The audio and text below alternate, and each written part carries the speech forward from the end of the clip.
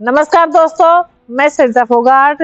जैसा कि आप सबको पता है, मैं वार्ड 61S की अध्यक्ष हूँ। ये आप सब लोगों का प्यार और हमारे माननीय श्री सोमनाथ भारती जी का आशीर्वाद और आप सब ने मिलकर मुझे वार्ड 61 के अध्यक्ष बनाया।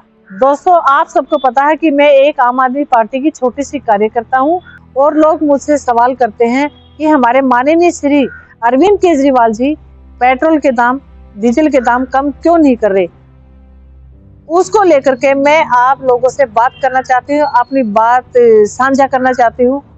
दोस्तों, 4 नवंबर को सेंट्रल गवर्नमेंट ने पेट्रोल पे 6 रुपए और डीजल पे 11 रुपए 75 पैसे कम किए और आप सब लोगों की शिकायतें आ रही है। आप सब लोग मेरे से क्वेश्चन कर रहे हैं कि दिल्ली में पेट्रोल और डीजल के दाम कम होने चाहिए, क्योंकि हरियाणा में, उत्तर प्रदेश में दिल्ली से सस्ता पेट्रोल डीजल के दाम कम मिल रहे हैं। ऐसे में भी दिल्ली सरकार ने पेट्रोल और डीजल के दाम कम करने चाहिए, लेकिन कुछ कारण है कि वे दिल्ली में पेट्रोल और डीजल के दाम कम नहीं हो रहे।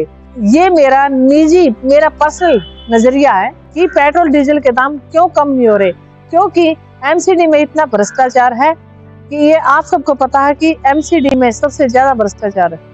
सरकार का पैसा कमाने का जरिया होता है टैक्स, जो हम टैक्स देते हैं। दोस्तों, सबसे ज्यादा टैक्स की प्राप्ति होती है, कलेक्शन होता है वो शराब से और पेट्रोल पंप से। दोस्तों, जैसे कि आप सबको पता है, दिल्ली के अंदर 200 यूनिट बिजली फ्री मिलती है, 20,000 लीटर पानी फ्री मिलता है और हमारी बहनों के लिए, महिलाओं के लिए सफर फ्री होता है। इसके अलावा स्वास्थ्य सेवा में दिल्ली नंबर 1 है और एजुकेशन मॉडल की तो पूरा देश, पूरा विश्व तारीफ करता है। वहां से बाहर से लोग देखने के लिए आते हैं। जैसे हमारे मोहल्ला क्लिनिक खुले हुए हैं, उसको वो दूसरे देशों में भी वैसा ही लागू कर रहे हैं कि मोहल्ला क्लिनिक खुले, जो अच्छी दवाइयां मिल सके, प्रॉपर लोगों का इलाज हो सके। जो हॉस्पिटलों में कई बार जाते हैं तो भीड़ बहुत होती है, लोग वहाँ छोटे छोटे कामों के लिए नहीं जा सकते। इसलिए दिल्ली के अंदर हमारे माननीय अरविंद केजरीवाल जी ने मोहल्ला क्लिनिक खोले हैं, जहाँ पर अच्छे से अच्छे डॉक्टर बैठते हैं। आप एक बार जाकर के देखिए। दोस्तों, इन सारे कामों के लिए पैसे की जरूरत होती है और वो पैसा मिलता है टैक्स के जरिए से। सरकार हमसे अलग अलग तरीके से टैक्स वसूल करती है। दोस्तों, सरकार के पास कुछ गिने चुने कमाई के स्रोत होते हैं। इसके अलावा सरकार के पास और भी स्रोत होते हैं कमाई के लिए, जैसे एमसीडी में पार्किंग, प्रॉपर्टी टैक्स, जैसे कार पार्किंग का पैसा, और जो एमसीडी के अंदर जो बड़े बड़े रोड के ऊपर होर्डिंग लगाते हैं हम सब लोग, उनका पैसा, जैसे कि शराब पर लगने वाला टैक्स भी, शराब और पेट्रोल पर लगने वाला टैक्स भी शामिल होता है। दोस्तों, हमारे द्वारा दिए गए टैक्स का बहुत बड़ा हिस्सा केंद्र सरकार के पास जाता है और थोड़ा सा हिस्सा दिल्ली सरकार के पास जाता है। दोस्तों, हमसे वसूले जाने वाला पैसा सीधा भ्रष्टाचार की भेंट चढ़ जाता है और वो पैसा होता है एमसीडी के पास जमा होने वाला, जो हम लोग पार्किंग के रूप में देते हैं, प्रॉपर्टी टैक्स देते हैं, और जो बड़े बड़े होर्डिंग जो रोड के ऊपर लगते हैं, बड़े बड़े होर्डिंग लगते हैं, उनका पैसा होता है। दोस्तों, वो सारा पैसा दोस्तों पिछले 15 सालों से भाजपा एमसीडी में बैठी हुई है और जनता के पैसे को डकारे जा रही है। आज नगर निगम को सबसे ज्यादा भ्रष्ट डिपार्टमेंट कहा जाता है। यहाँ पर कितनी भी कमाई हो, हर टाइम उसको घाटे में बताया जाता है। यही सब कुछ दिल्ली सरकार के ऊपर भी बोला जाता था। जब तक केजरीवाल जी ने सत्ता नहीं संभाली थी, जब से केजरीवाल जी ने सत्ता संभाली है, तब से भ्रष्टाचार पर कुछ रोक लगी है, लेकिन भ्रष्टाचार अभी भी पूरी तरह से खत्म नहीं हुआ, क्योंकि अभी तक आम आदमी पार्टी का नगर निगम में कोई प्रभुत्व नहीं है।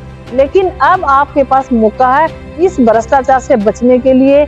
आम आदमी पार्टी की सरकार को एक बार नगर निगम में लेके आओ, तब देखो कि भ्रष्टाचार कितनी हद तक खत्म हो जाएगा। आपके सामने ही नालियां बनेंगी, आप लोगों से पूछ करके काम किया जाएगा कि ये पैसा कहाँ पर यूज होना चाहिए, नाली पर, सड़क पर, जो आप लोगों की सलाह से ही सारा काम होगा। जब आपको पता चलेगा कि भ्रष्टाचार हो रहा है या नहीं हो रहा है।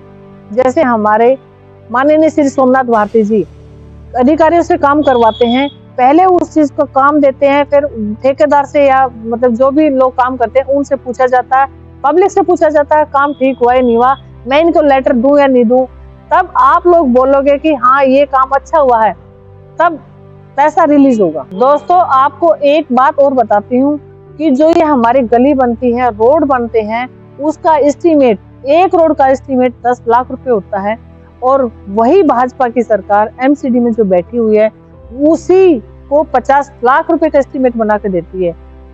अभी हमारे माननीय श्री सोमनाथ भारती जी ने जो एमसीडी की रोड थी पब्लिक के सामने, क्योंकि उस जो रोड बन रही थी उसमें ठेकेदार के सामने बात हो रही थी, मैंने भी वो रोड खुद खड़े होकर बनाया और उसका मटेरियल चेक किया है, सबसे अच्छा मटेरियल था, क्योंकि जो कई साल तक वो रोड खराब नहीं होती।